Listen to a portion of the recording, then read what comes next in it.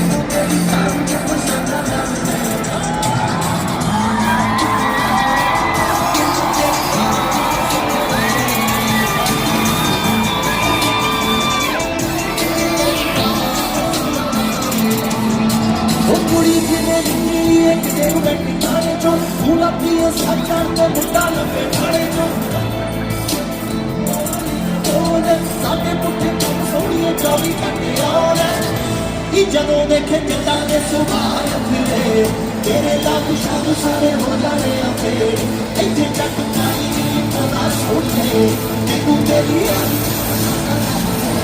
ਹੁੰਦਾ ਹੁੰਦਾ ਪਤਾ ਵਿੱਚ ਕਹਿ तू कदे जाए नहीं इतने जट पाई चौथा सोचे तेनू तेरी दारू च पसंद है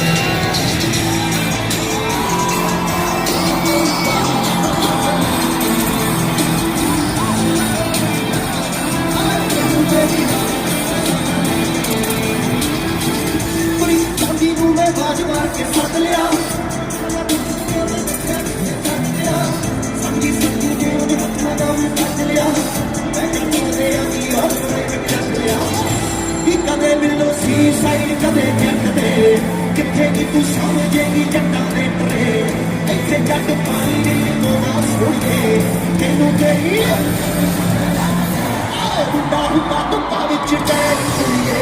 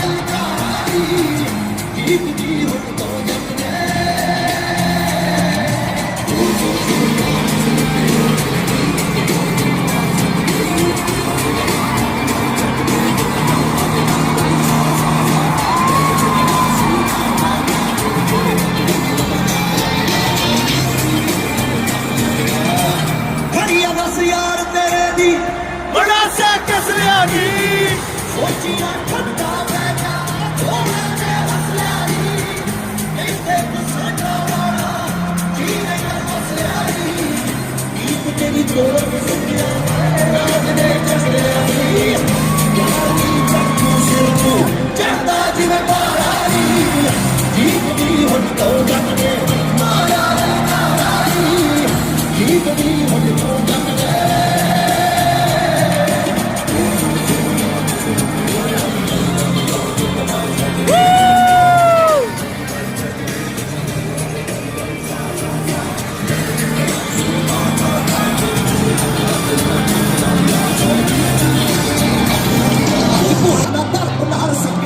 ਕੁੜੀਓ ਰਾਹ ਛੱਡ ਦੋ ਮੇਰੇ ਯਾਰ ਨੇ ਗਲੀ ਦੇ ਵਿੱਚ ਲੰਘਣਾ ਨੀ ਕੁੜੀਓ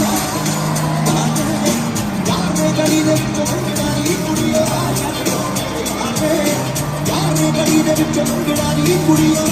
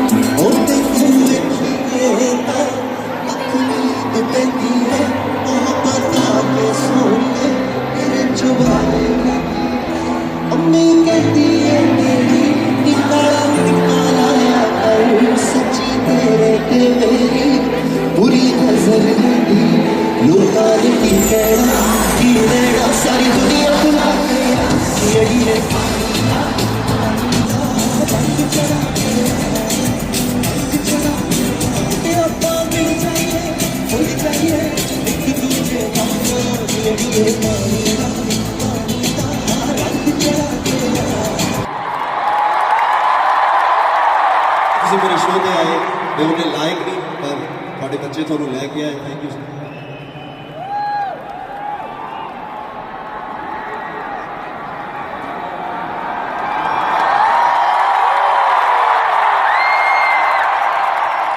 ਇਹ એનર્ਜੀ ਆ ਮੇਰੀ ਬੰਦੇ ਜਦੋਂ ਕਹਿੰਦੇ ਯਾਰ ਤੂੰ ਇੰਨਾ ਚੜ ਹੋ ਗਿਆ ਤੈਨੂੰ ਕੰਮ ਕਰਦੇ ਨੂੰ ਤੁਹਾਡੀ એનર્ਜੀ ਕੀ ਆ ਆਹੀ એનર્ਜੀ ਆ ਮੇਰੀ ਹੋਰ ਕੀ એનર્ਜੀ ਹੋ ਸਕਦੀ ਹੈ ਬੰਦੇ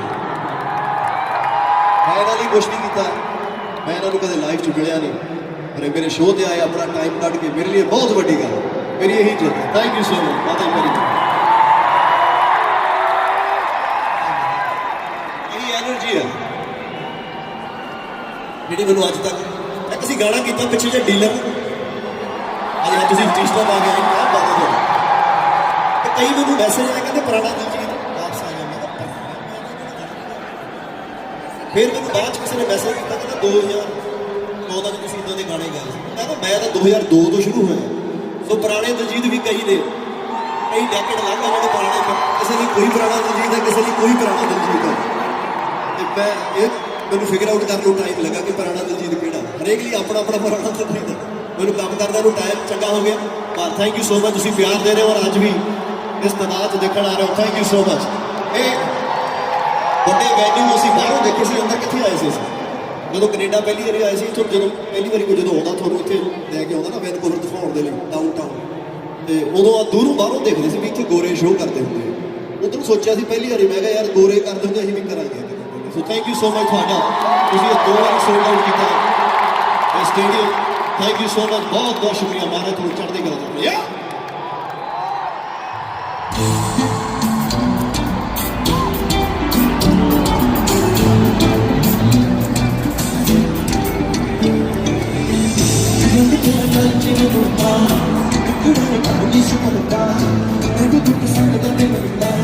ਤੂੰ ਹੱਟ ਤੋਂ ਪਹਿਲਾਂ ਦੀ ਜੋਤਾ ਤੇਰੇ ਵਾਲੀ ਤੁਰਿਆ ਸੋਲੀ ਅਭੀ ਤੇਰੇ ਹੌਲੀ ਨਜ਼ਰ ਚ ਕੱਢੀ ਤੈਨੂੰ ਗੋਲੀ ਤੂੰ ਸੁਣਨੇ ਤੇ ਅੱਖ ਨਹੀਂ ਮੈਂ ਬੋਲੀ ਉਹ ਮੇਰੇ ਨਾਲ ਨੱਚਦੀ ਰਹੀ ਬੋਲੀਆਂ ਚ ਹੱਸਦੀ ਰਹੀ ਸੀ ਉਹਨੇ ਮੇਰਾ ਨਾਂ ਪੁੱਛਿਆ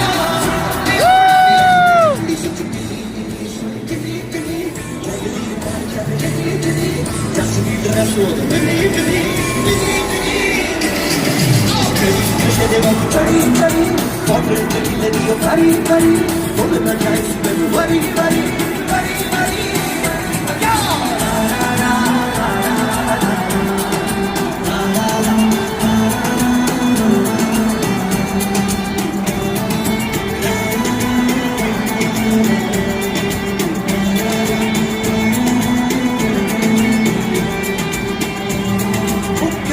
तेरे नाल प्यार दी गल सच्ची दी तेरे नाल सुभार दी गल तेरी मिली मिली सोहणी सगों तेरा कुमार दी गल ओ तंग विच जाई गुड पीस कुड़े ओ करूंगी तेरी रीस कुड़े जदों तक तू मैनूं मिलदी नहीं सीने विच निकलदी दी चीज कुड़े ओ तेरी सच्ची किन्नी किन्नी सोहणी किन्नी किन्नी जगदी रे पर चल जिन्नी जिन्नी जगदी रसो जैसे दे वांगू चढ़ी चढ़ी बॉटल चली लगी ओ भरी भरी बोल ना जाए सुबह भरी हम भरी भरी भरी भरी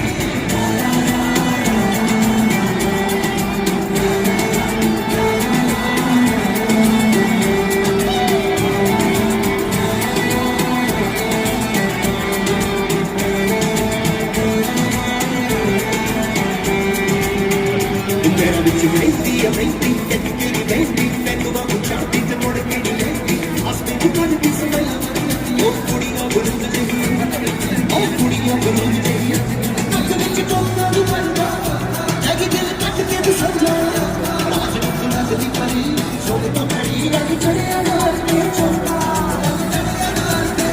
ओ कुड़ी सच्ची किन्नी सोनी किन्नी किन्नी जगदी नाल चल जिन्नी जिन्नी जगदी रसो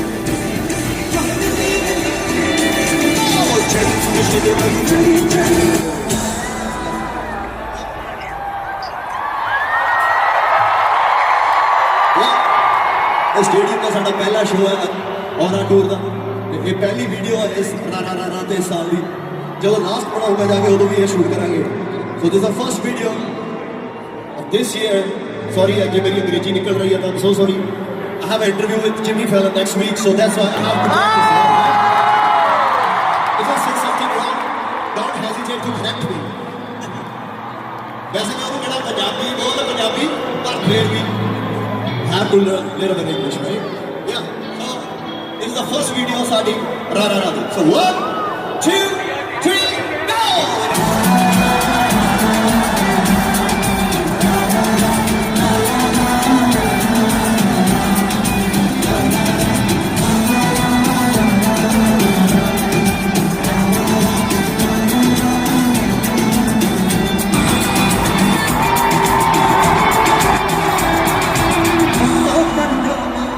तेरे जहन को पड़ जावा जे पता लग जे ते मैं पागल पड़ जावा अदा तेरे हसे वेखण लई छड़ ज़माने नूं नी मैं तेरे घर आवा मेरे सुख को हंसने दर्द मवा दे तेरी अखियां अखियां ने कोई दर्द मवा दे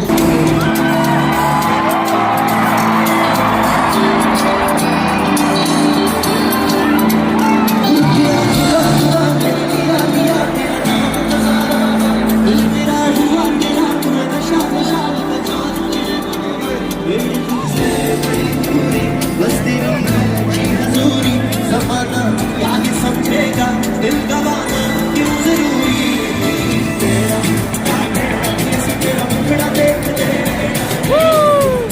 तेरी है ना इश्क दे तेरे दिल तो रहना तेरा मुखड़ा देख दे रहना तेरी है ना इश्क दे तेरे दिल तो तेरा मुखड़ा देख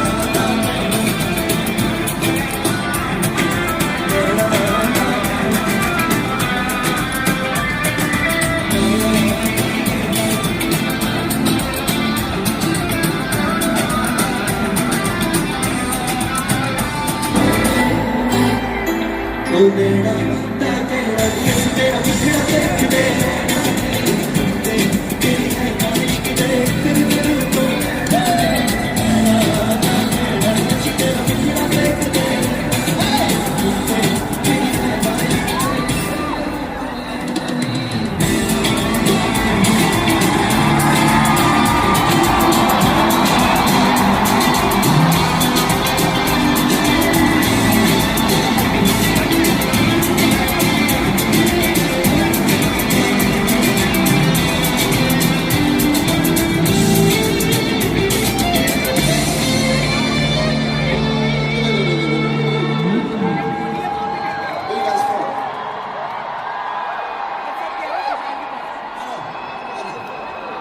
You from India? Of course, he's from Seattle. Right? Indiana. India तो? Chicago. Indiana. हाँ ठीक है ठीक है. वो भी इंडिया या फिर इंडियाना आ गया बच्चा.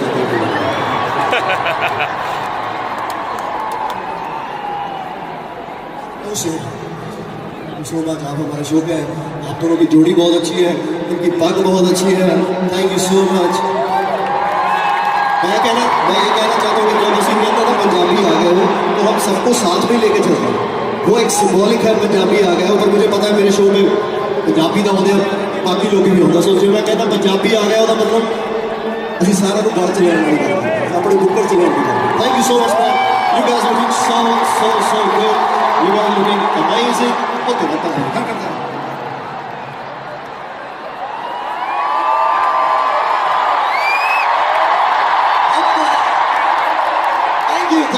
you so much. Music जिन्होंने इस गाने का म्यूजिक किया है सरी च बढ़िया इतने गाना. मैं सरी आया सी मेरे को इतने गाना बनाया. इंटरनेशनल सॉन्ग बन गया पर इतने बढ़िया सरी दे विच. Thank you so much. Thank you, Dance Spirit. Shout out to Hindus. Thank you so much. Sometimes you feel कि तुसी उन्हें लाइव की जिस रचना को तुसी गा रहे हो, सो ये रचना उसी एक रचना के विच शिव कुमार बटालवी जी बहुत ही महान हस्ती, बहुत ही महान पोएट. मेरे वर्गा बंदा उन्होंने गावे. बुल्ले शाह कहता है कि ये लोग कहते दाल नहीं गलती, मैं तो पत्थर गल के बैठे. हीरे का कोई मुल ना पावे, खोटे सिक्के चल के वेखे. ये वो खोटा सिक्का है. वो अज ये गाने की जी ब्लैसिंग है थोड़े तक भी पहुँचन. एक कुड़ी जी का नाम मोहब्बत गुल है.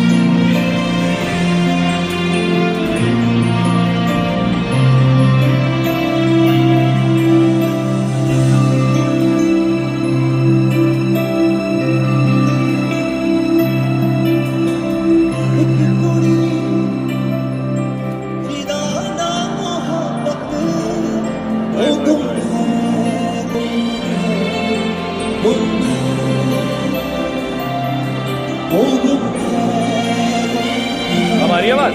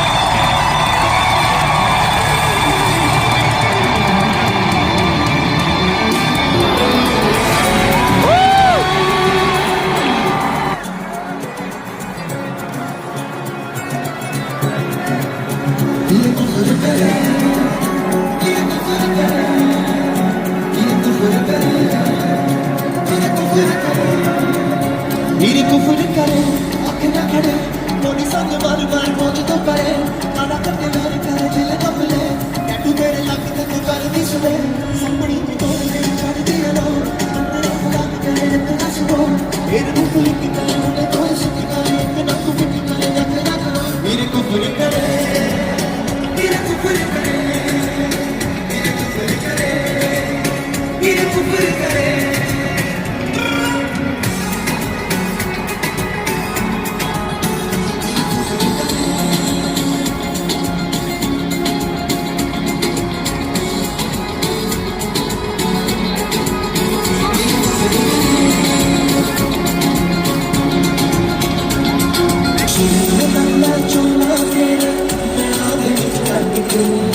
जन्नत दे दरवाजे कुड़िया मेरे रख लेनी आही राजा अपने साथ साथ दिए तस्वीर के भी सच्चाई तेरे नाम कुड़िया तेरी तू साथ तेरे साथ राम सारे मेरा सारे को लुके इंडिया में किसी ने कर दिखे चल कर पक्की पक्की मेरी अच्छे मेरे को फिर करे मेरे को फिर करे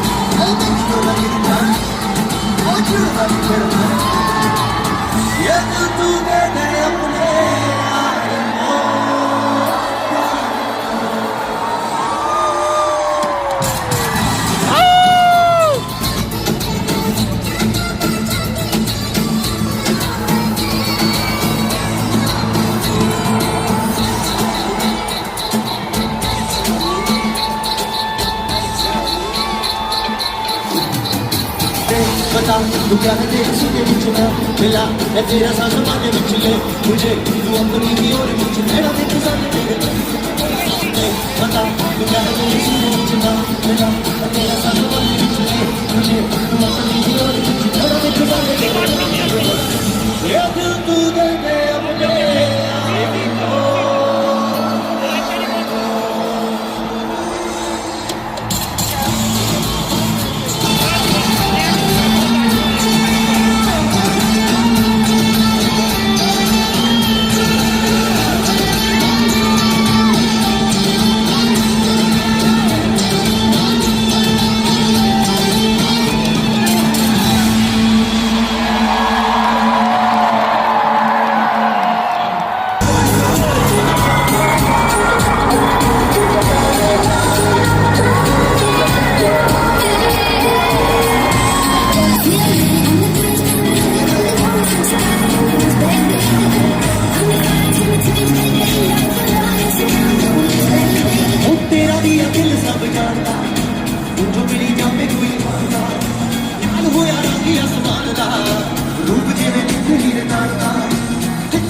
ਜਾਵੇ ਪੈਰ ਰੱਖਦੀ ਸੋਹਣੀਏ ਬਰਫ ਵਾਂਗੂ ਆਏ ਉਹ ਮੰਗਲਾ ਜੇ ਦਿਲ ਲੈਣਾ ਚਾਹੁੰਦੀ ਹੈ ਜੁੜੀ ਤੇ ਆਏ ਉਹ ਮੰਗਲਾ ਜੇ ਦਿਲ ਲੈਣਾ ਚਾਹੁੰਦੀ ਹੈ ਜੁੜੀ ਤੇ ਆਏ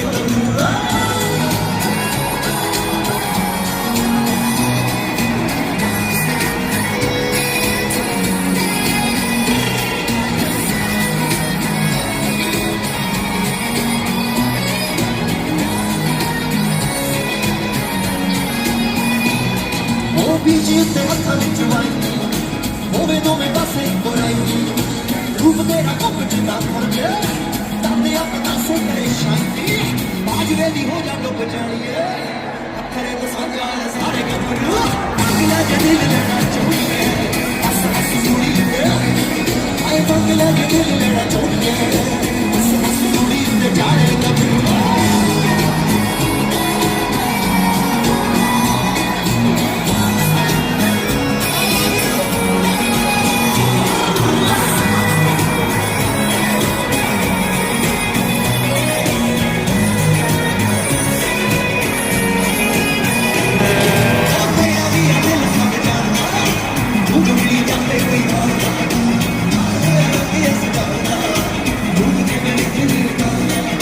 जिथे जिथे जावे पैर रखती सोनिए बर्फ वांगू ओ मंगले जे दिल लेना चाहुंदी है हस हस सुड़ी ते आई दिल मेरा सोने कदम च रखी हुई है वरना मैं तेरिया बाज चले सो तेरे प्यार दी मैं चकी हुई है तेरा भी आ दिल से बिछड़दा जो जोगड़ी जावे लाल होया रंग आसमान दा जिथे जिथे जावे पैर रखदी सोनिए बर्फ वांगू ओ मंगला जे दिल लेना चाहुंदी है हस हस सुड़ी ते ओ मंगला जे दिल लेना चाहुंदी है हस हस सुड़ी ते जावे गबरू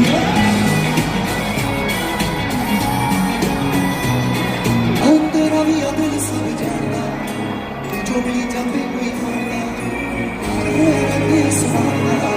रूप जमे जिथे जिथे जावे पैर रखदी सोनिए बर्फ वांगू मंगला जे दिल लेना चाहुंदी है हस हस सुड़ी ते ओ मंगला जे दिल लेना चाहुंदी है हस हस सुड़ी ते जाने गबरू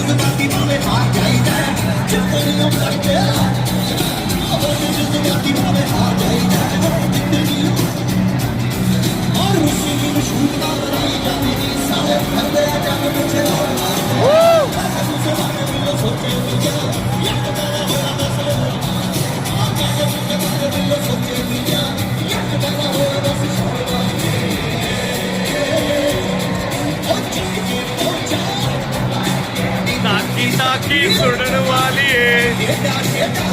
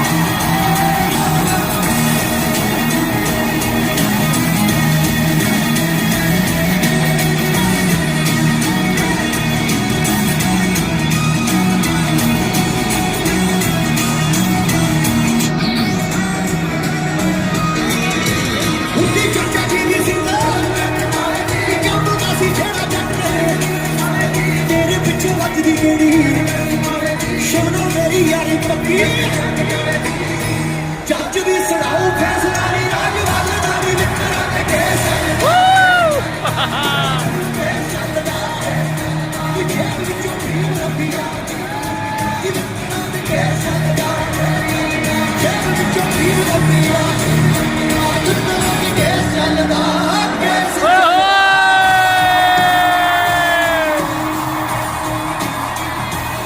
My God.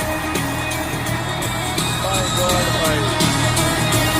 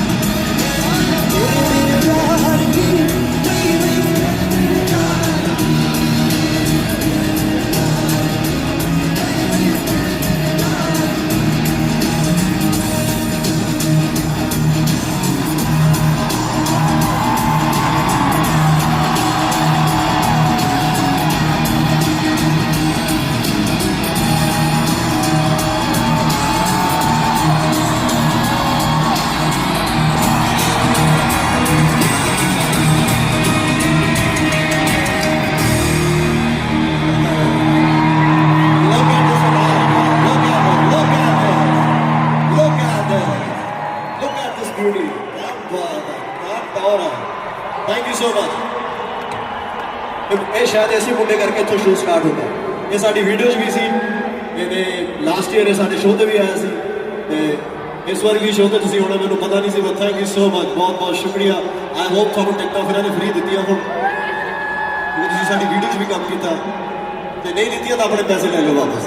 Thank you so much, ਬਹੁਤ ਸ਼ੁਕਰੀਆ ਤੁਸੀਂ ਮੇਰੇ ਸ਼ੋਅ ਤੇ ਆਏ। Thank you appreciate, I love you so much. ਜ਼ੋਰਦਾਰ ਤਾੜੀਆਂ ਇਸ ਬੱਚੇ ਲਈ। Thank you so much.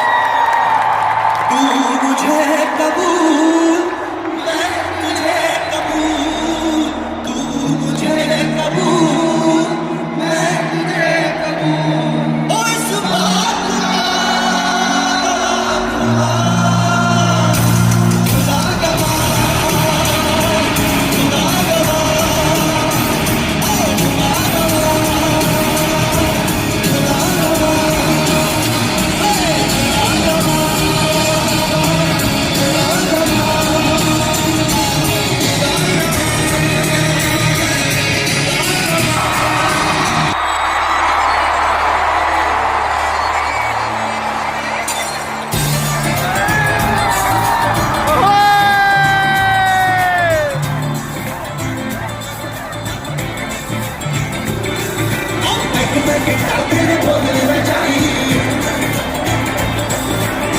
ਸਾਨੂੰ ਛੱਡੀਆਂ ਨਹੀਂ, ਅਸੀਂ ਛੱਡੀਆਂ ਨਹੀਂ।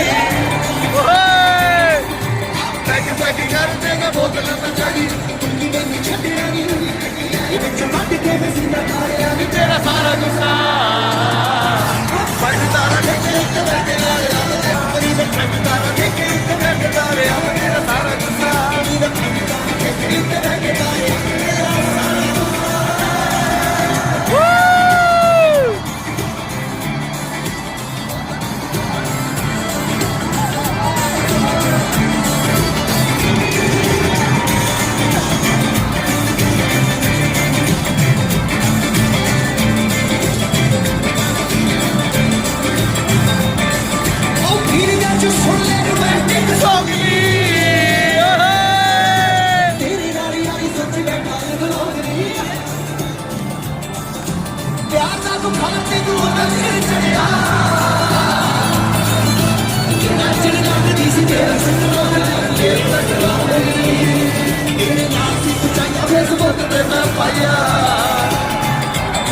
तेरे नाल खिंचाया फेसबुक ने मैं पाई तेरी नीली नीली अख दे गली करता नहीं तेरा सारा गुस्सा।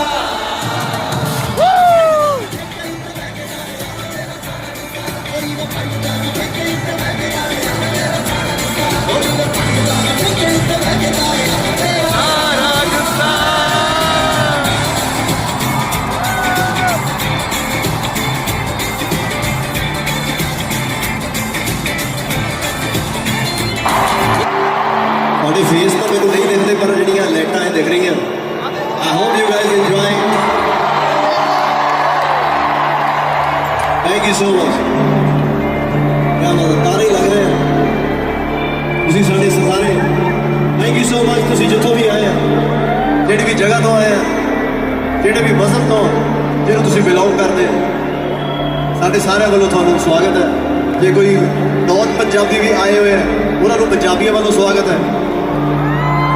ਸਾਡੀਆਂ ਬਾਹਾਂ ਤੁਹਾਡੇ ਸਾਰਿਆਂ ਲਈ ਖੁੱਲੀਆਂ ਤੇ ਅਸੀਂ ਹਮੇਸ਼ਾ ਪਿਆਰ ਦਾ ਹੀ ਸਬੂਤ ਦੇਣਾ, ਪਿਆਰ ਦਾ ਹੀ ਹੋਕਾ ਦੇਣਾ। ਚਾਹੇ ਕੋਈ ਕੁਝ ਵੀ ਕਵੇ, ਸਾਡੇ ਵੱਲੋਂ ਸਾਰਿਆਂ ਨੂੰ ਪਿਆਰ ਪਿਆਰ, ਬਸ ਪਿਆਰ। ਕਿਉਂਕਿ ਭਾਈ ਤੇਰੀ ਮੇਰੀ ਮਿਲਦੀ ਲੋਕੀ ਮੇਰੇ ਹਾਸੇ ਸੁਣਦੇ, ਮੈਂ ਤੂੰ ਸੁਣਦਾ ਦਿਲ ਦੀਆਂ।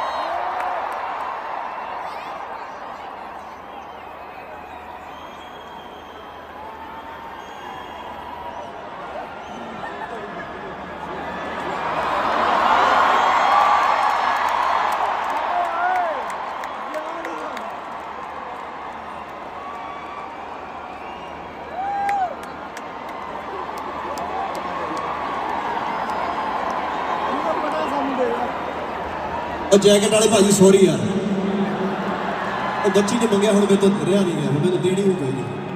I am so sorry about that. I'll bring more jackets, no problem. Thank you. Yeah.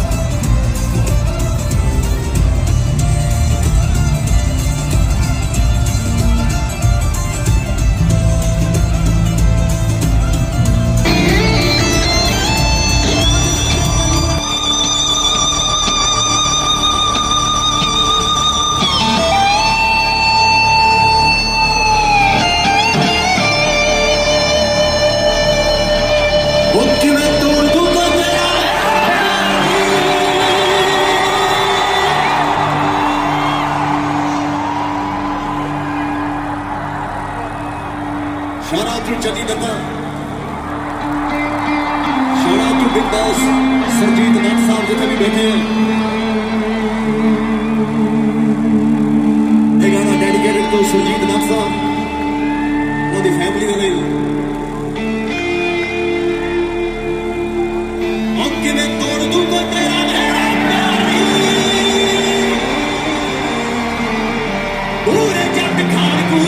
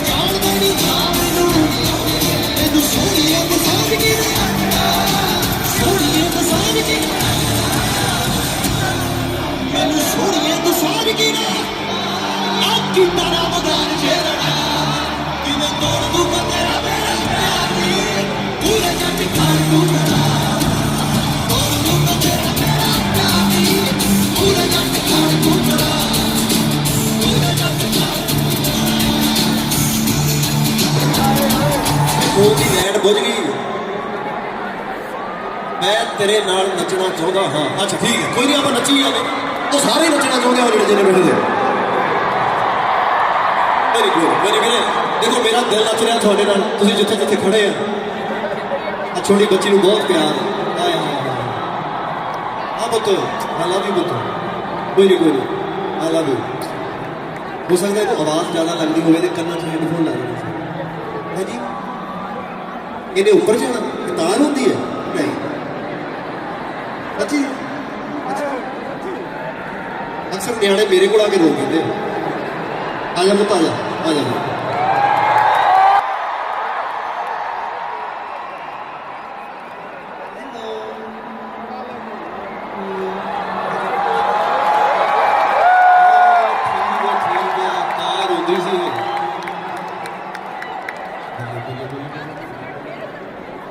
करदा तो सारी हिट गीत सुनावां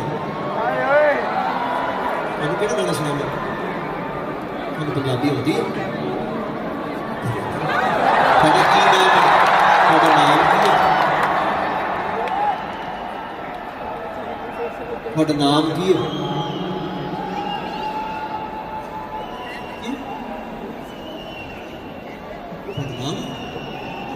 थोड़ा नाम नहीं थोड़ा कहते रखा है आँधी पंजाबी कुड़ी ने अपना नाम बोलिया कि तोतली आवाज बोलिया मैं गलत नहीं लेना चाहता पर थैंक यू सो मच देखो 2002 तो मैं गाना शुरू किया 2002 तो उस बाद फिल्मां भी आईयां बड़े उतराव चढ़ाव भी आए कई चीज़ां चंगियां लगियां किसी को कई नहीं चंगियां लगियां पर जे इन्ने छोटे छोटे न्याणे सुन आ रहे फिर तो मैं कोई ठीक ही कर रहा मतलब तां ही तुसीं सुनो हटना मैं उदों जब तुम अपने न्याणे लेके आई चंगा वो तू कहना नहीं सारा हटना तो आई है तेरे को निशानी तो तेरी मेरी बनती है देख सकते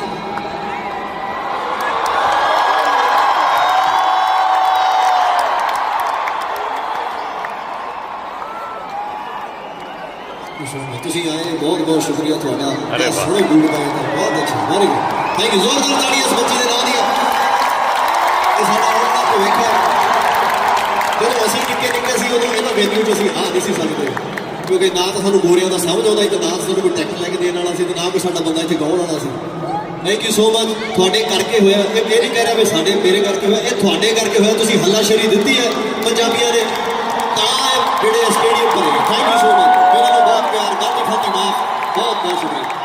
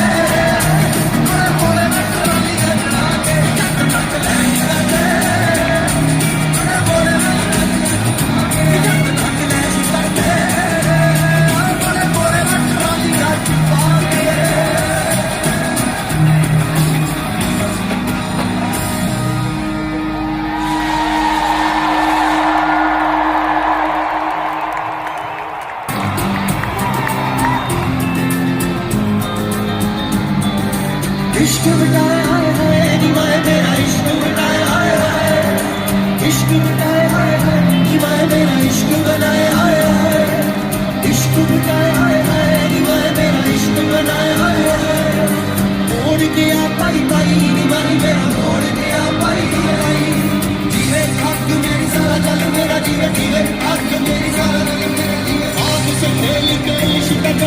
चमका मैं जीवे तुझक खुद मेरी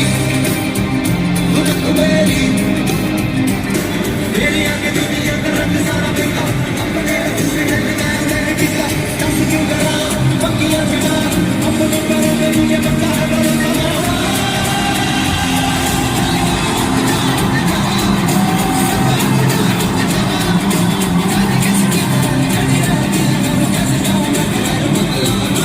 इश्क बिकाए हाय हाय दीवारे में इश्क बिकाए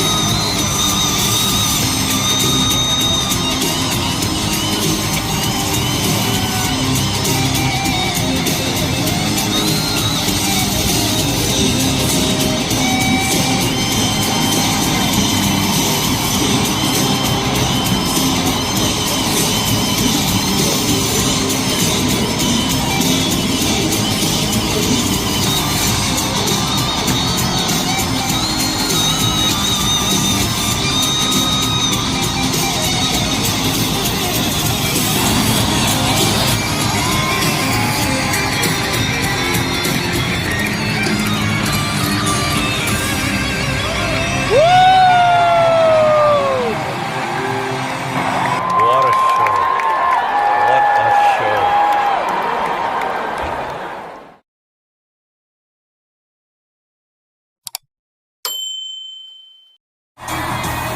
My God.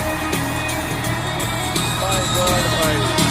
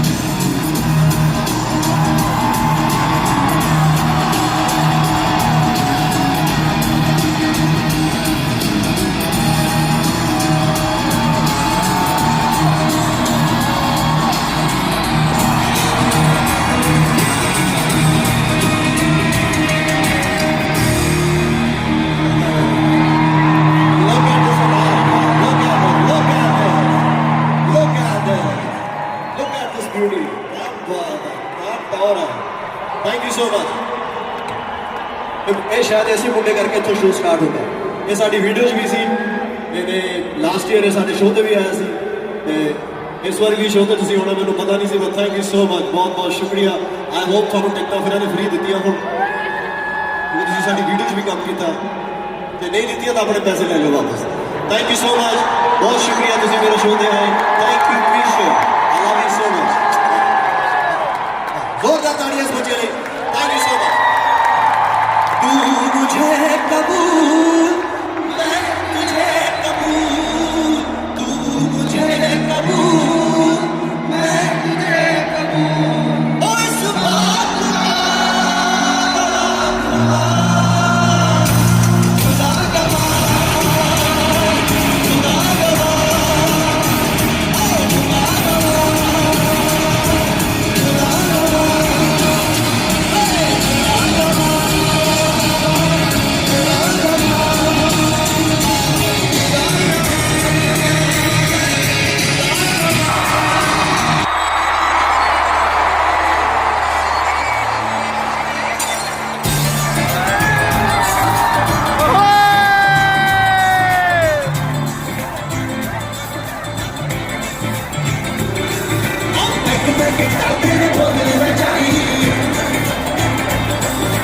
ਤੂੰ ਵੀ ਸਾਨੂੰ ਛੱਡੀਆਂ ਨਹੀਂ ਅਸੀਂ ਛੱਡੀਆਂ ਨੀ ਓਏ ਪੈਕ ਕਰਦੇ ਮੈਂ ਬੋਤਲਾਂ ਤੇ ਚੜੀ ਤੂੰ ਵੀ ਮੈਨੂੰ ਛੱਡੀਆਂ ਨੀ ਵਿੱਚ ਮੱਟ ਕੇ ਮੈਂ ਜ਼ਿੰਦਾ ਖਾਇਆ ਨੀ ਤੇਰਾ ਸਾਰਾ ਗੁੱਸਾ ਪੜਦਾ ਰਹੇ ਇੱਕ ਵਰਗੇ ਨਾਲ ਆਪਣੀ ਦੇ ਪੜਦਾ ਰਹੇ ਇੱਕ ਵਰਗੇ ਨਾਲ ਮੇਰਾ ਸਾਰਾ ਗੁੱਸਾ ਇੱਕ ਵਰਗੇ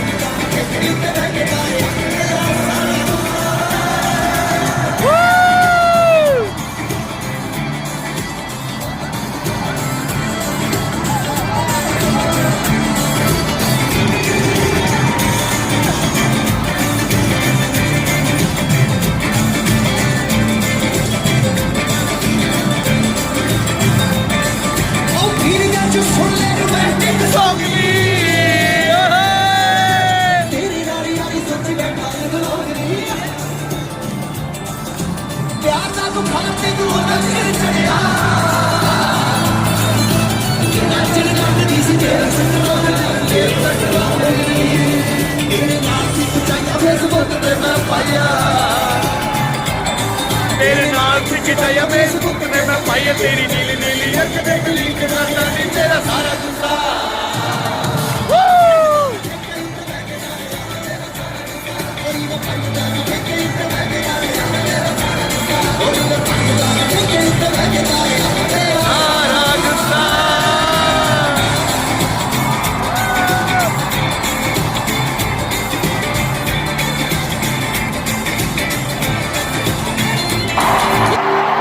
ਤੁਹਾਡੇ ਫੇਸ ਤਾਂ ਮੈਨੂੰ ਨਹੀਂ ਦਿਖਦੇ, ਪਰ ਜਿਹੜੀਆਂ ਲਾਈਟਾਂ ਇਹ ਦਿਖ ਰਹੀਆਂ। I hope you guys enjoy.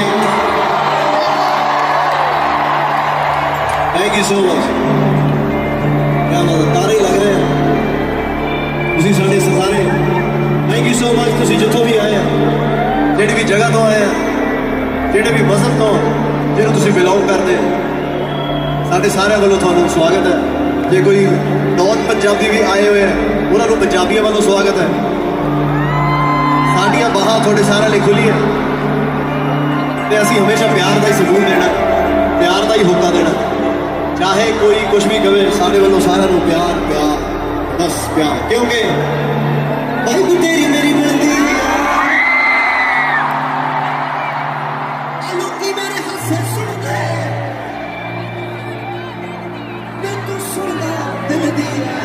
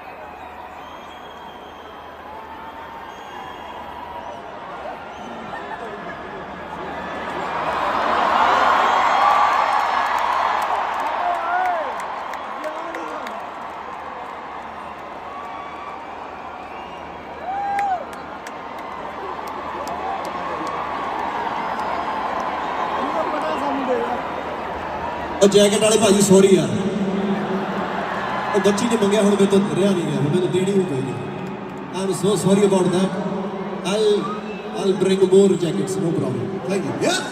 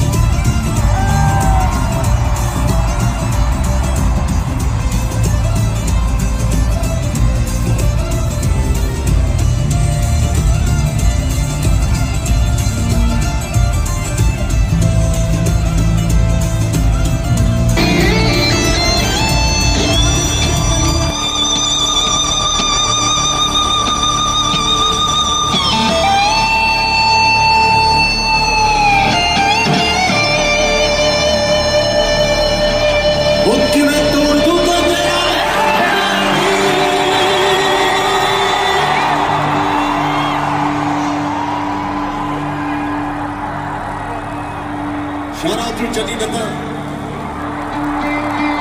Shout out to Big Boss Sarjeet Nath साहब जितने भी बैठे हैं। ये गाना डेडिकेटेड to Sarjeet Nath साहब, उनकी फैमिली के लिए। औके मैं तोड़ दूंगा तेरा मेरा प्यारी, पूरे जग खाड़ दूंगा।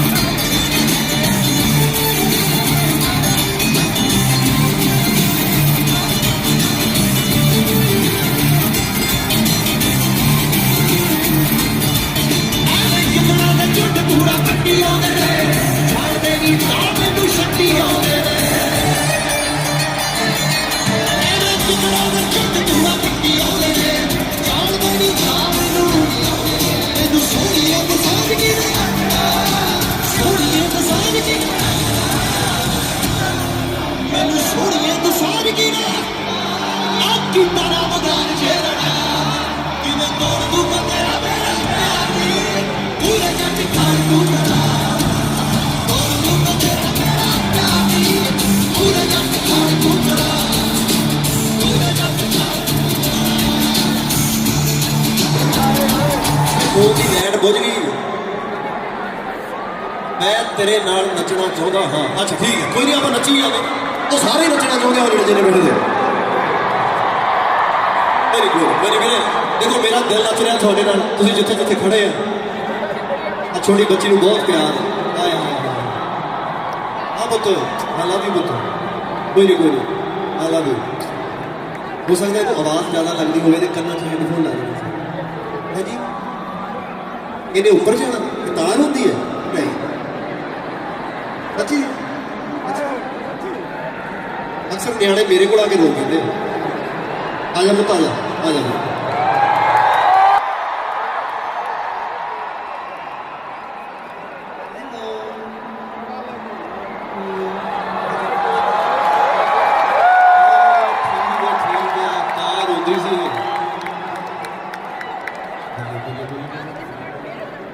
ਜੀ ਤਾਂ ਕਰਦਾ ਤਾਂ ਸਾਰੀ ਹਿੱਟ ਗੀਤ ਸੁਣਾਵਾਂ ਤੁਹਾਨੂੰ ਕਿਹੜਾ ਗਾਣਾ ਸੁਣਾਵਾਂ ਤੁਹਾਨੂੰ ਪੰਜਾਬੀ ਆਉਂਦੀ ਹੈ ਤੁਹਾਡਾ ਕੀ ਨਾਮ ਹੈ ਤੁਹਾਡਾ ਨਾਮ ਕੀ ਹੈ ਤੁਹਾਡਾ ਨਾਮ ਕੀ ਹੈ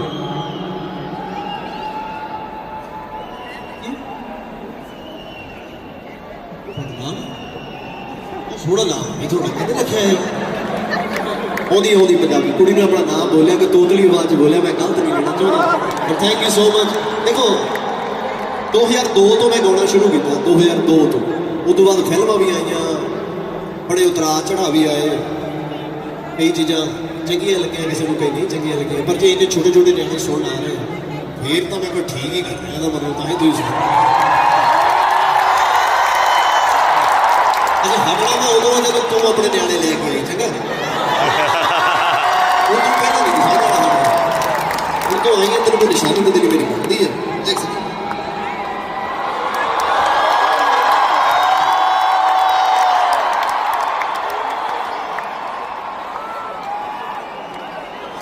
ਤੁਸੀਂ ਆਏ ਬਹੁਤ ਬਹੁਤ ਸ਼ੁਕਰੀਆ ਤੁਹਾਡਾ ਅਰੇ ਵਾਹ। ਸੋਹਣੇ ਗੀਤ ਗਾਏ ਤਾਂ ਬਹੁਤ ਅੱਛਾ ਵੈਰੀ ਗੁੱਡ ਥੈਂਕ ਯੂ ਜ਼ੋਰਦਾਰ ਤਾੜੀਆਂ ਇਸ ਬੱਚੇ ਦੇ ਨਾਂ ਦੀਆਂ ਇਹ ਸਾਡਾ ਆਉਣ ਦਾ ਭਵਿੱਖ ਹੈ ਜਦੋਂ ਅਸੀਂ ਨਿੱਕੇ ਸੀ ਉਦੋਂ ਇਹਨਾਂ ਵੈਲਿਊ 'ਚ ਅਸੀਂ ਆ ਨਹੀਂ ਸੀ ਸਕਦੇ ਕਿਉਂਕਿ ਨਾ ਤਾਂ ਸਾਨੂੰ ਗੋਰਿਆਂ ਦਾ ਸਮਝ ਆਉਂਦਾ ਸੀ ਤੇ ਨਾ ਸਾਨੂੰ ਕੋਈ ਟੈਕਟ ਲੈ ਕੇ ਦੇਣ ਵਾਲਾ ਸੀ ਤੇ ਨਾ ਕੋਈ ਸਾਡਾ ਬੰਦਾ ਇੱਥੇ ਗਾਉਣ ਵਾਲਾ ਸੀ ਥੈਂਕ ਯੂ ਸੋ ਮਚ ਤੁਹਾਡੇ ਕਰਕੇ ਹੋਇਆ ਇਹ ਨਹੀਂ ਕਹਿ ਰਿਹਾ ਵੀ ਸਾਡੇ ਮੇਰੇ ਕਰਕੇ ਹੋਇਆ ਇਹ ਤੁਹਾਡੇ ਕਰਕੇ ਹੋਇਆ ਤੁਸੀਂ ਹੱਲਾਸ਼ੇਰੀ ਦਿੱਤੀ ਹੈ ਪੰਜਾਬੀਆਂ ਨੇ ਤਾਂ ਜਿਹੜੇ ਸਟੇਡੀਅਮ ਭਰੇ ਥੈਂਕ ਯੂ ਸੋ ਮਚ ਮੇਰੇ ਨਾਲ ਬਹੁਤ ਪਿਆਰ ਗਲਤੀ ਫਾਤੀ ਮਾਫ ਬਹੁਤ ਬਹੁਤ ਸ਼ੁਕਰੀਆ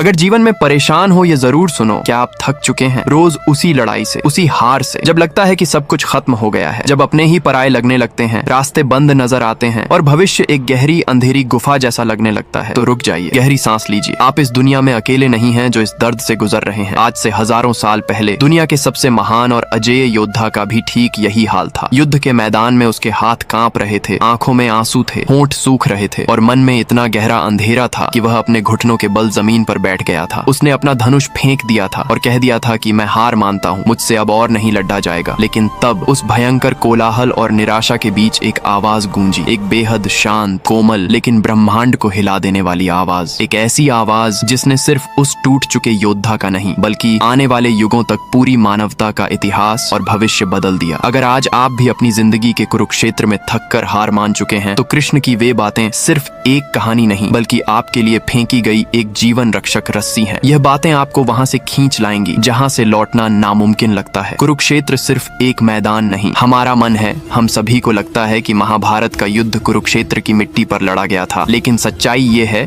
कि असली कुरुक्षेत्र हमारे अंदर है। हमारे दिमाग में रोज एक महाभारत चलती है। एक तरफ हमारी उम्मीदें हैं, हमारे सपने हैं, हमारी अच्छाई है जिसे हम पांडव कह सकते हैं, और दूसरी तरफ हमारा डर, हमारी चिंताएं, हमारा लालच, हमारा अहंकार और हमारी हताशा है, जो कौरवों की तरह 100 गुना ज्यादा ताकतवर नजर आते हैं। जब जिंदगी में मुश्किलें आती हैं, जब व्यापार में घाटा होता है, जब कोई अपना धोखा देता है या जब सालों की मेहनत के बाद भी सिर्फ असफलता हाथ लगती है, तो हम भी अर्जुन बन जाते हैं। हमारा भी गांडीव, हमारा आत्मविश्वास हमारे हाथों से फिसलने लगता है। हम हालातों के सामने घुटने टेक देते हैं और रोते हुए कहते हैं कि अब कुछ नहीं बचा। हम सोचने लगते हैं कि आखिर मैं ही क्यों, मेरे साथ ही ऐसा क्यों हो रहा है। उस दिन रणभूमि में अर्जुन भी यही सोच रहा था। सामने पितामह भीष्म थे, गुरु द्रोण थे, सगे संबंधी थे। अर्जुन को लगने लगा कि इन अपनों को हराकर, खून की नदियां बहाकर उसे जो जीत मिलेगी उसका क्या मोल। वह डिप्रेशन की उस चरम सीमा पर था जहां इंसान को अपनी जिंदगी भी बोझ लगने लगती है। लेकिन रथ के आगे बैठे माधव मुस्कुरा रहे थे। जरा सोचिए, चारों तरफ शंख बज रहे हैं, युद्ध के नगाड़े बज रहे हैं, मौत नाचने के लिए तैयार खड़ी है और वह परम योगी शांत भाव से मुस्कुरा रहा है। कृष्ण की वह मुस्कान हमारे लिए पहला और सबसे बद्धा सबक है। जब जिंदगी में भूचाल आ जाए, जब सब कुछ बिखर रहा हो, तब कृष्ण हमें सिखाते हैं कि शांत कैसे रहना है। घबराहट और डर कभी भी सही फैसला नहीं ले सकते। कृष्ण की वह मुस्कान अर्जुन की कायरता पर कोई ताना नहीं थी, वह एक भरोसा था। वह मुस्कान कह रही थी कि मैं यहाँ हूँ, तू क्यों घबराता है। कृष्ण अर्जुन से कहते हैं, हे पार्थ, यह कायरता तुझे शोभा नहीं देती। अपने हृदय की इस तुच्छ दुर्बलता को त्याग दे और उठ खड़ा हो। कृष्ण उसे यह नहीं कहते कि तू सो जा या भाग जा या मैं तेरे हिस्से का युद्ध लड़ लूंगा। कृष्ण उसे जगाते हैं। आज आपकी जिंदगी में जो भी परेशानी है, कृष्ण आपसे भी यही कह रहे हैं, यह भागने का वक्त नहीं है, यह रोने का वक्त नहीं है, परेशानियां हर इंसान के जीवन में आती हैं, लेकिन जो व्यक्ति अपने हृदय की दुर्बलता को, अपनी कमजोरी को अपना सच मान लेता है, वह जीते जी मर जाता है। आपको क्या लगता है आपकी परेशानी दुनिया में सबसे बड़ी है? जब आप खुद को बहुत लाचार महसूस करते हैं तो याद कीजिए कि आपसे पहले करोड़ों लोग इस धरती पर आए, उन्होंने आपसे भी भयानक दुख झेले और वे भी मिट्टी में मिल गए। यह जो समय है, यह जो बुरा वक्त है, यह कोई आखिरी सच नहीं है, यह सिर्फ बहते हुए पानी की तरह है। कृष्ण अर्जुन को समझाते हैं कि इंसान का सबसे बड़ा दुख यह है कि वह उन चीजों के लिए शोक करता है जो शोक करने लायक हैं ही नहीं। जो जन्म लेता है उसका मरना तय है, जो बुरा वक्त आया है उसका जाना भी तय है। तो फिर किस बात का डर? जब इंसान अंदर से टूटता है तो उसे सबसे ज्यादा सताता है उसका बीता हुआ कल और आने वाले कल का डर। मैंने ऐसा क्यों किया? अगर कल मैं फेल हो गया तो क्या होगा? अगर कल मेरे पास पैसा नहीं रहा तो लोग क्या कहेंगे? इसी डर को खत्म करने के लिए कृष्ण वो बात कहते हैं जो शायद इस पूरे ब्रह्मांड का सबसे बड़ा रहस्य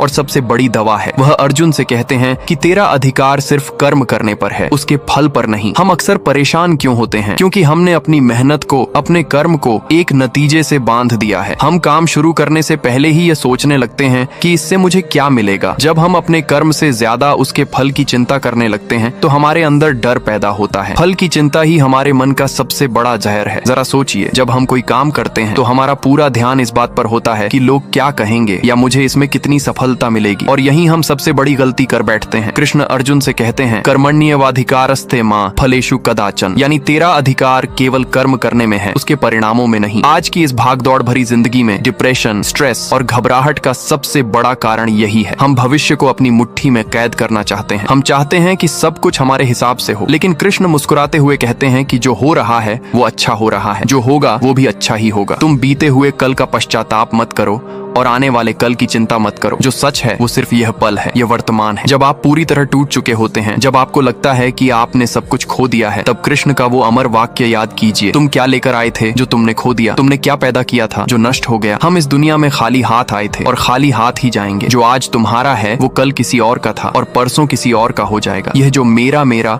और मुझसे मेरा का खेल है, यही हमारे सारे दुखों की जड़ है। अर्जुन रथ पर बैठे हुए अपने सामने उन लोगों को देख रहा था जिन्हें वह अपना मानता था, और हम अपनी जिंदगी में उन चीजों को देख रहे होते हैं जिन्हें हम अपना मान बैठे हैं। हमारी सफलता, हमारा पैसा, हमारे रिश्ते, हमारा रुतबा। जब इनमें से कोई भी चीज हमसे दूर जाने लगती है तो हम अंदर से बिखर जाते हैं। हम भगवान को कोसने लगते हैं कि मेरे साथ ही ऐसा क्यों। लेकिन कृष्ण कहते हैं कि जैसे इंसान पुराने कपड़ों को उतार कर नए कपड़े पहन लेता है, वैसे ही आत्मा पुराने शरीर को छोड़कर नए शरीर में चली जाती है। इसे अगर हम अपनी रोजमर्रा की जिंदगी से जोड़कर देखें तो इसका मतलब है बदलाव। बदलाव इस प्रकृति का सबसे अटल नियम है। आपका आज का यह बुरा वक्त, यह परेशानी भी सिर्फ एक पुराना कपड़ा है। यह उतरेगा और एक नया सवेरा, एक नया वक्त आपका इंतजार कर रहा है। बस आपको उस बदलाव को स्वीकार करना होगा। आंधी में पेड़ को झुकना आना चाहिए, तभी वह टूटता नहीं है। सबसे बड़ी जंग बाहर की दुनिया से नहीं बल्कि अपने ही मन से होती है। कृष्ण गीता में एक बहुत गहरी बात कहते हैं, इंसान का मन ही उसका सबसे बड़ा दोस्त है और मन ही उसका सबसे बड़ा दुश्मन भी है। जब इंसान अपने मन को काबू में कर लेता है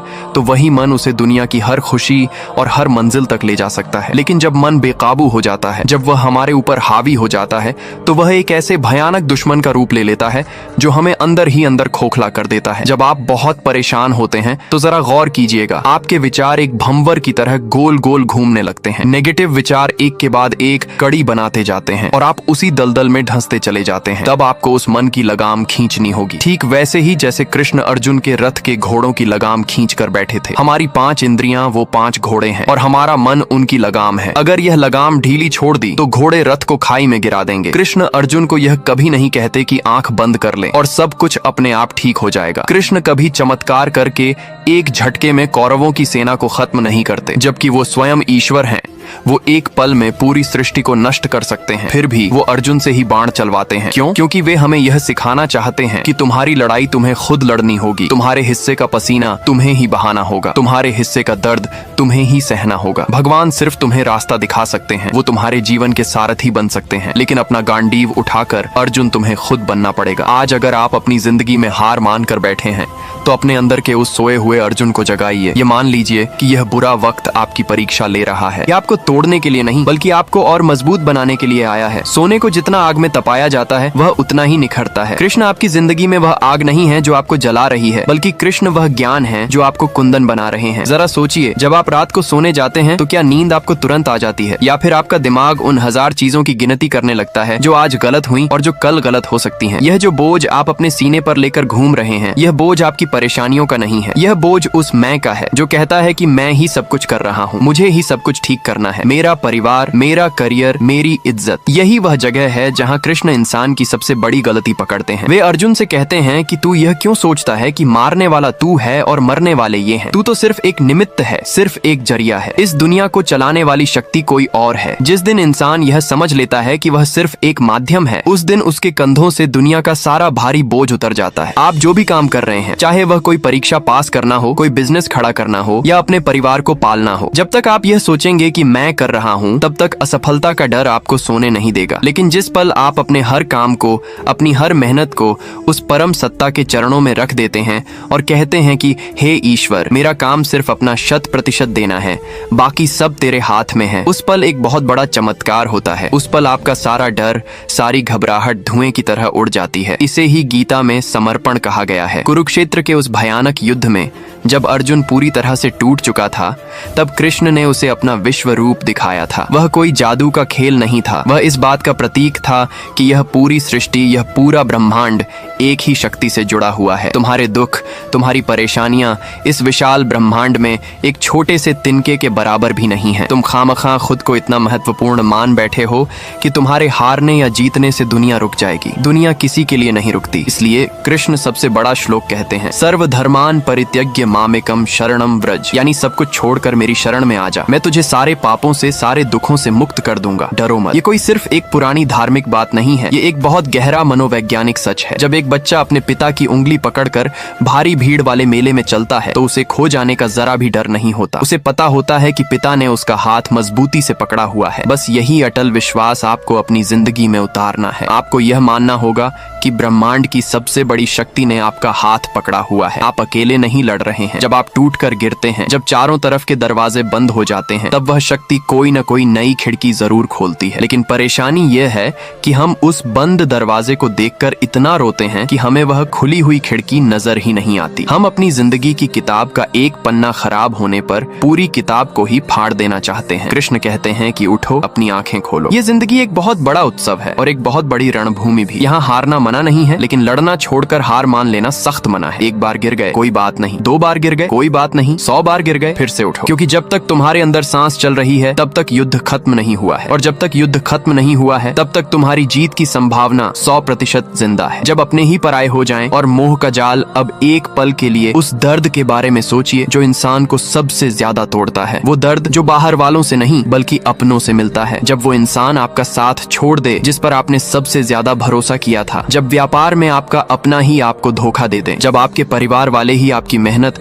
और आपके सपनों को समझने से इनकार कर दें, तब जो अंदर से आवाज निकलती है वो चीख नहीं होती, वो एक गहरा सन्नाटा होता है। इंसान पत्थर बन जाता है। अर्जुन के साथ भी ठीक ऐसा ही हुआ था। उसके हाथ इसलिए नहीं कांप रहे थे कि सामने कौरवों की लाखों की सेना थी। अर्जुन तो वो योद्धा था जिसने अकेले ही पूरी सेनाओं को धूल चटाई थी। उसके हाथ इसलिए कांप रहे थे क्योंकि सामने तीरों के निशाने पर उसके पितामह भीष्म थे जिन्होंने उसे गोद में खिलाया था। सामने गुरु द्रोण थे जिन्होंने उसे धनुष पकड़ना सिखाया था। सामने उसके अपने भाई थे। अपनों पर बाण कैसे चलाऊं, अपनों को हराकर जो सिंहासन मिलेगा उस पर बैठूंगा कैसे। आज आपकी जिंदगी में भी यही कुरुक्षेत्र है। जब आपको लगता है कि आप जिनके लिए इतनी मेहनत कर रहे हैं वही आपके खिलाफ खड़े हैं, तब इंसान टूट कर कहता है, मुझे नहीं चाहिए ये सफलता, मुझे नहीं चाहिए ये पैसा, मैं हार मानने को तैयार हूँ। लेकिन यहीं पर माधव की वो बात गूंजती है जो हर इंसान को अपने दिल पर लिख लेनी चाहिए। कृष्ण कहते हैं कि जब बात धर्म की हो, जब बात सत्य और तुम्हारे कर्तव्य की हो, तो सामने चाहे कोई भी खड़ा हो, तुम्हें अपना बाण चलाना ही होगा। यहाँ धर्म का मतलब कोई पूजा पाठ या मजहब नहीं है। कृष्ण जिस धर्म की बात कर रहे हैं वो है आपका कर्म। अगर आप एक छात्र हैं तो पढ़ाई आपका धर्म है। अगर आप एक व्यापारी हैं तो ईमानदारी से काम करना आपका धर्म है। अगर आप एक पिता या पुत्र हैं तो अपने परिवार की रक्षा आपका धर्म है। और जब आप अपने उस धर्म के रास्ते पर चलते हैं तो कई बार आपको अपनों के मोह को पीछे छोड़ना पड़ता है। कृष्ण हमें वैराग्य सिखाते हैं। अब वैराग्य का मतलब यह नहीं है कि आप सब कुछ छोड़कर हिमालय पर चले जाएं या सन्यासी बन जाएं। कृष्ण खुद एक राजा थे, वो राजनीति के सबसे बड़े खिलाड़ी थे, वो युद्ध के मैदान के बीचों बीच खड़े थे। असली वैराग्य क्या है? असली वैराग्य है कमल के फूल की तरह जीना। कमल कीचड़ में पैदा होता है, पानी में रहता है, लेकिन उसके पत्तों पर पानी की एक बूंद भी नहीं टिकती। आप इस दुनिया में रहिए, परिवार के साथ रहिए, पैसे कमाइए, सफलता हासिल कीजिए, लेकिन उन चीजों को अपने दिमाग पर हावी मत होने दीजिए। अगर आज वो चीजें आपके पास हैं तो खुश रहिए, और अगर कल वो सब कुछ छिन भी जाए तो आपके चेहरे की शांति भंग नहीं होनी चाहिए। इसे ही गीता में स्थित प्रज्ञ कहा गया है, यानी वो इंसान जिसकी बुद्धि हर परिस्थिति में स्थिर रहती है। हम दुखी क्यों होते हैं? क्योंकि हमने लोगों से उम्मीदें बांध ली हैं। मैंने उसके लिए इतना किया तो वो भी मेरे लिए ऐसा करेगा। ये जो सौदेबाजी है, यही हमारे रोने का सबसे बड़ा कारण है। कृष्ण कहते हैं कि मोह ही सारे दुखों का जन्मदाता है। तुम किसी से प्रेम करो, वो बहुत अच्छी बात है, लेकिन जब वो प्रेम मोह बन जाता है, जब तुम उस इंसान या उस चीज के बिना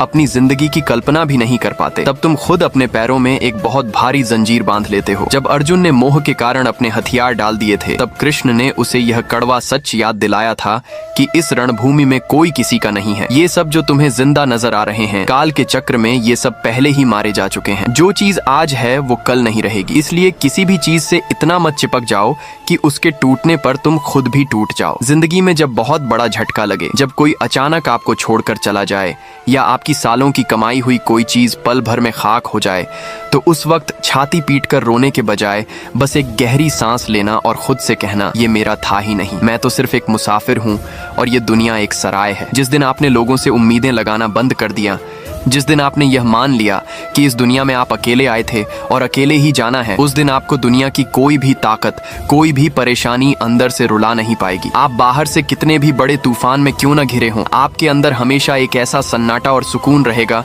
जिसे कोई नहीं छीन सकता। अब जरा उस आग के बारे में सोचिए जो किसी और ने नहीं लगाई, बल्कि हम खुद अपने सीने में जलाए रखते हैं। वो आग जो हमारे रिश्तों को, हमारे करियर को और हमारे सुकून को जलाकर राख कर देती है, वो आग है हमारा क्रोध और हमारा अहंकार। जिंदगी में जब चीजें हमारे हिसाब से नहीं होती, जब हमारी कोई बात नहीं मानता, जब हमें लगता है कि हमारे साथ अन्याय हुआ है, या जब कोई हमारी छोटी सी गलती निकाल देता है, तो सबसे पहले क्या होता है?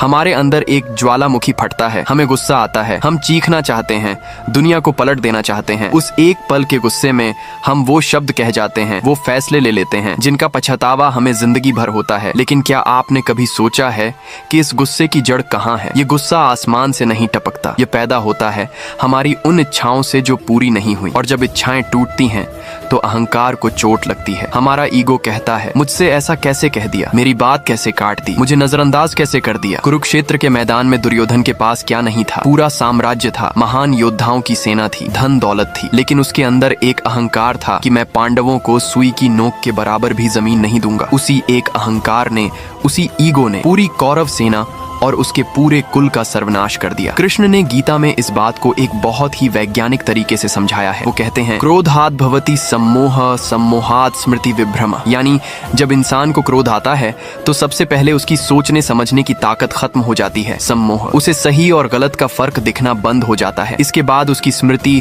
उसकी याददाश्त भ्रमित हो जाती है, वह भूल जाता है कि वह कौन है, सामने वाला कौन है और उसके इस बर्ताव का अंजाम क्या होगा। और जब बुद्धि नष्ट हो जाती है तो इंसान का अपना विनाश निश्चित हो जाता है। आज अगर आप अपनी जिंदगी में उलझे हुए हैं, परेशान हैं, तो एक बार एकांत में बैठकर सोचिए, क्या आपके दुखों का कारण कहीं आपका अपना ईगो तो नहीं है? हम हमेशा ये साबित करने में लगे रहते हैं कि मैं सही हूं और पूरी दुनिया गलत है। ये जो मैं का पर्दा हमारी आंखों पर पड़ा है, ये हमें सच देखने ही नहीं देता। हम अपनी कमियों को नहीं देखते, बस दूसरों की गलतियों पर उंगली उठाते रहते हैं। कृष्ण हमें समंदर बनने की सीख देते हैं। आपने कभी समंदर को देखा है? बारिश के मौसम में हजारों नदियां अपना पूरा पानी लेकर समंदर में गिरती हैं, फिर भी समंदर अपनी मर्यादा नहीं तोड़ता। वो उफनता नहीं है, वो शांत रहता है। बाहर से चाहे कितनी भी बड़ी लहरें क्यों न उठ रही हों, समंदर की गहराइयों में हमेशा एक अटल सन्नाटा होता है। कृष्ण कहते हैं कि तुम्हें भी उस समंदर की तरह बनना होगा। बाहर की दुनिया तुम्हें गालियां दे, ताने मारे, तुम्हारी बुराई करे या तुम्हारी तारीफ करे,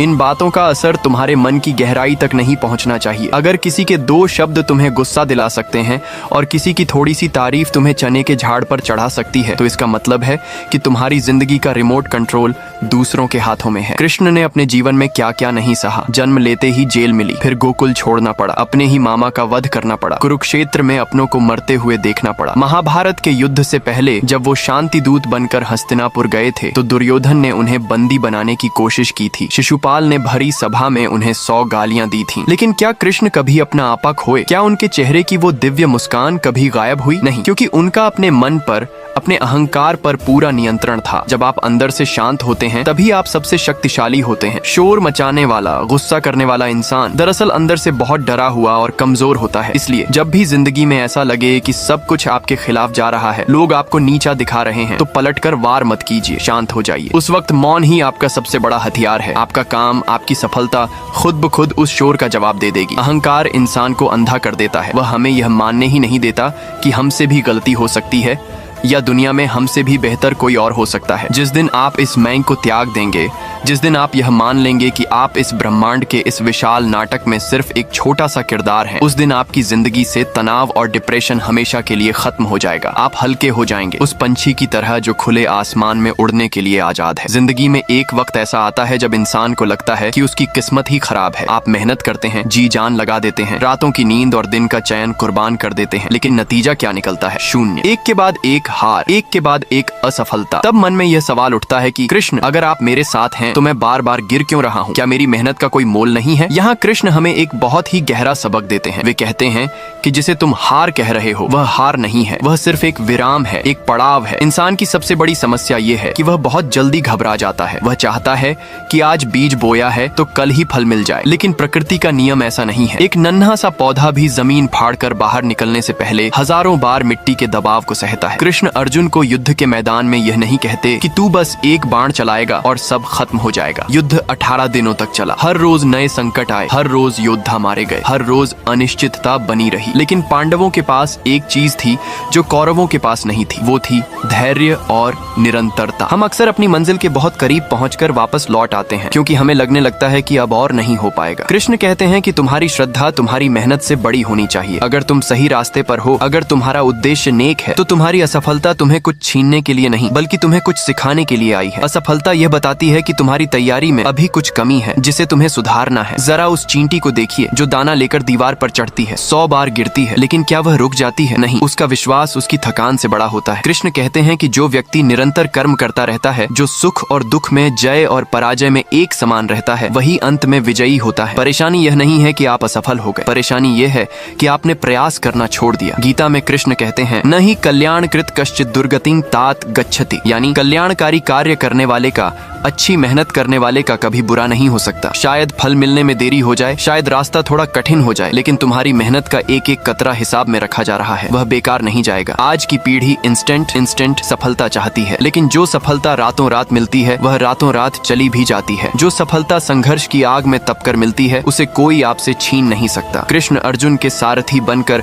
उसे हर मुश्किल मोड़ पर संभाल रहे थे, लेकिन रथ के पहिए को कीचड़ से निकालना और धनुष की प्रत्यंचा को खींचना अर्जुन का ही काम था। आज अगर आपके व्यापार में मंदी है, आपकी पढ़ाई में मन नहीं लग रहा या आपके पास कोई नौकरी नहीं है, तो बैठकर अपनी किस्मत को मत कोसिए। यह सोचिए कि कृष्ण आपको तैयार कर रहे हैं किसी बहुत बड़ी जिम्मेदारी के लिए। जब एक मूर्तिकार पत्थर पर चोट मारता है तो पत्थर को दर्द होता है, लेकिन उसी चोट के कारण वह पत्थर एक सुंदर मूर्ति बन पाता है। आज आप जो दर्द सह रहे हैं वह दरअसल ईश्वर की छेनी और हथौड़ी की चोट है जो आपको एक महान इंसान बनाने में लगी है। निरंतरता, कंसिस्टेंसी ही वह चाबी है जो सफलता के बंद दरवाजे खोलती है। कृष्ण कहते हैं कि अभ्यास से सब कुछ मुमकिन है। अभ्यासेन तु कौन्तेय वैराग्येन च गृह्यते। अगर मन भटक रहा है, अगर हार का डर सता रहा है, तो फिर से अभ्यास करो। तब तक करो जब तक तुम्हारा कर्म तुम्हारी पहचान न बन जाए। सबसे बड़ा डर समय का चक्र और वो जो कभी नहीं मरता। जरा गहराई में उतरकर सोचिए, इंसान का सबसे बड़ा डर आखिर है क्या? क्या वो पैसा खोने का डर है? क्या वो किसी अपने को खोने का डर है? या समाज में इज्जत कम हो जाने का डर है? अगर आप इन सब डरों की जड़ तक जाएंगे तो आपको वहाँ सिर्फ एक ही चीज मिलेगी, खत्म हो जाने का डर। हमारे वजूद वजूद के मिट जाने का डर। कुरुक्षेत्र के मैदान में अर्जुन की आंखों में जो आंसू थे वे सिर्फ मोह के नहीं थे, वे इस डर के भी थे कि इस युद्ध के बाद सब कुछ श्मशान बन जाएगा, सब खत्म हो जाएगा। और आज जब हम अपनी जिंदगी की मुश्किलों से घिर जाते हैं, जब डिप्रेशन और एंजाइटी हमें घेर लेती है, तो हमें भी यही लगता है कि अब सब खत्म हो गया है, मेरी जिंदगी, मेरा करियर, मेरा भविष्य सब राख हो गया। लेकिन ठीक इसी पल जब मौत और बर्बादी का डर सबसे ज्यादा डराता है, तब कृष्ण वो सनातन सत्य उजागर करते हैं जिसने सदियों से इंसानियत को टूटने से बचाया है। वे मुस्कुराते हुए अर्जुन से कहते हैं, हे पार्थ, तू किसके मरने का शोक कर रहा है? तू किसे बचाने की कोशिश कर रहा है? जिसे तू मारना चाहता है वो पहले ही मारा जा चुका है, और जो मर रहा है वो कभी मरता ही नहीं। कृष्ण कहते हैं, नयनम छिंदंती शस्त्राणि नयनम देहति पावक। इस आत्मा को न तो कोई हथियार काट सकता है, न आग जला सकती है, न पानी गला सकता है, और न ही हवा सुखा सकती है। यह आत्मा शाश्वत है, अमर है। इस एक श्लोक में ब्रह्मांड की सबसे बड़ी ताकत छुपी है। जो व्यक्ति इस गहराई को समझ लेता है,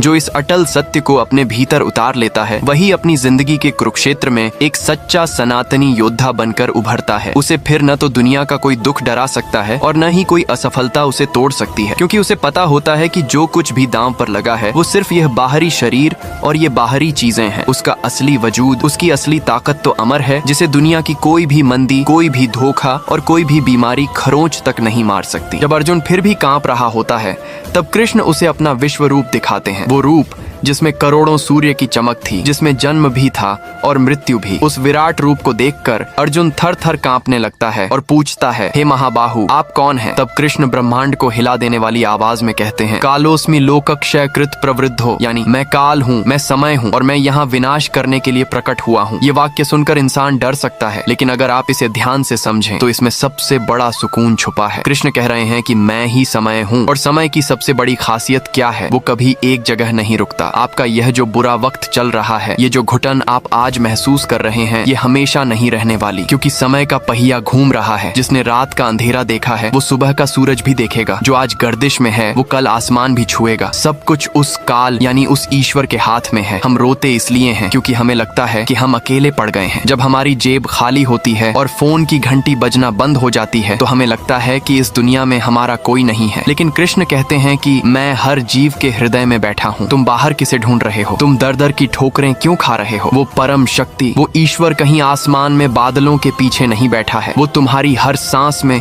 तुम्हारी हर धड़कन में मौजूद है। जब तुम अकेले में बैठकर रोते हो तो वो तुम्हारे आंसू देखता है। जब तुम हार मानकर गिरते हो तो वो तुम्हें उठाने के लिए हाथ बढ़ाता है। जरूरत सिर्फ इस बात की है कि तुम अपने अंदर के उस शोर को, उस डर को शांत करो और उस सर्वव्यापी शक्ति पर विश्वास करो। जिस दिन तुमने यह महसूस कर लिया कि वो ब्रह्मांड का रचयिता तुम्हारे साथ खड़ा है, उस दिन तुम्हें किसी इंसान के सहारे की जरूरत नहीं पड़ेगी। तुम्हारा डर हमेशा हमेशा के लिए खत्म हो जाएगा। अब वक्त आ गया है उस आखिरी सच का सामना करने का। कुरुक्षेत्र के उस भयानक सन्नाटे में जब अर्जुन के सारे सवाल खत्म हो गए, सारे डर आंसुओं में बह गए और उसका सारा मोह टूट कर बिखर गया, तब उसने अपने रथ पर बैठे उस परम योगी की तरफ देखा। माधव की आंखों में एक अजीब सी शांति और एक ऐसी चमक थी, एक ऐसा विश्वास जो बिना कुछ कहे चीख चीख कर कह रहा था कि तू हारने के लिए नहीं बना है। कृष्ण ने अर्जुन से यह नहीं कहा कि तू आराम कर, जाकर सो जा, मैं तेरे हिस्से की लड़ाई लड़ लूंगा। भगवान कभी हमारा काम खुद आकर नहीं करते। उन्होंने पूरी सृष्टि को हिला देने वाले स्वर में कहा, तस्मादुत्तिष्ठ कौन्तेय युद्धाय कृत निश्चयः, यानी हे कुंती पुत्र, अपने मन की इस कमजोरी को निकाल फेंक, उठ खड़ा हो और युद्ध करने का निश्चय कर। यही वो आवाज है जो आज इसी पल आपके भीतर गूंजनी चाहिए। आप थक गए हैं, कोई बात नहीं। आप टूट गए हैं, कोई बात नहीं। दुनिया ने आपको नकार दिया है, अपनों ने साथ छोड़ दिया है, कोई बात नहीं। लेकिन जब तक आपके सीने में सांस चल रही है, तब तक आपके अंदर का वो योद्धा जिंदा है जिसे खुद ईश्वर ने इस धरती पर किसी बड़े मकसद से भेजा है। एक सच्चा सनातनी वो नहीं है जो डर कर भाग जाए या हालातों के सामने घुटने टेक दे। एक सनातनी वो है जो धर्म और अपने कर्म के रास्ते पर सीना तान कर खड़ा होता है, चाहे सामने कितनी भी बड़ी मुसीबत क्यों ना हो। आज आपकी जिंदगी की जो भी परेशानी है, चाहे वो सफलता हासिल करना हो, अपने लक्ष्य को शून्य से शिखर तक ले जाना हो, या इस दुनिया की भीड़ में अपनी एक अलग पहचान बनानी हो, वो सब आपका अपना कुरुक्षेत्र है। और उस कुरुक्षेत्र में आपका रथ हाँकने वाला कोई और नहीं, बल्कि वो ब्रह्मांड का रचयिता खुद है। वो आपके हर संघर्ष, आपकी हर कोशिश और आपके बहाए हुए पसीने की एक एक बूंद को देख रहा है। अपने आंसुओं को पोंछ डालिए, उस मैं के अहंकार को, उस सफलता या असफलता की चिंता को और उस हार के डर को आज इसी पल इसी जगह दफना दीजिए। आपको सिर्फ अपना कर्म करना है, आपको सिर्फ अपना 100% देना है। परिणाम जो भी होगा वो उस सर्वशक्तिमान के हाथों में है और वो अपनी किसी भी संतान के साथ कभी अन्याय नहीं होने देगा। याद रखिए, सोना जितना आग में तपता है वो उतना ही शुद्ध कुंदन बनता है। आज का यह दुख, ये डिप्रेशन, ये हताशा, ये सब वो आग है जो आपके अंदर के असली इंसान को, आपके असली स्वरूप को निखार रही है। आप साधारण नहीं हैं। आपके भीतर वो शक्ति सो रही है जो पहाड़ों का सीना चीर सकती है और तूफानों का रुख मोड़ सकती है। बस आपको उस पर से अपनी शंकाओं की धूल हटानी है। तो अब और इंतजार मत कीजिए, किसी चमत्कार के होने की उम्मीद छोड़ दीजिए, क्योंकि इस सृष्टि का सबसे बड़ा चमत्कार आप खुद हैं। उठिए, अपने मन की लगाम कसिए, अपनी पूरी ताकत बटोरिए और अपनी जिंदगी के इस कुरुक्षेत्र में अपना गांडीव पूरी ताकत से उठाइए, क्योंकि जब तक आप लड़ना नहीं छोड़ते तब तक इस पूरी दुनिया की कोई भी ताकत आपको हरा नहीं सकती। जीत आपकी होगी और सिर्फ आपकी होगी। जय श्री कृष्ण।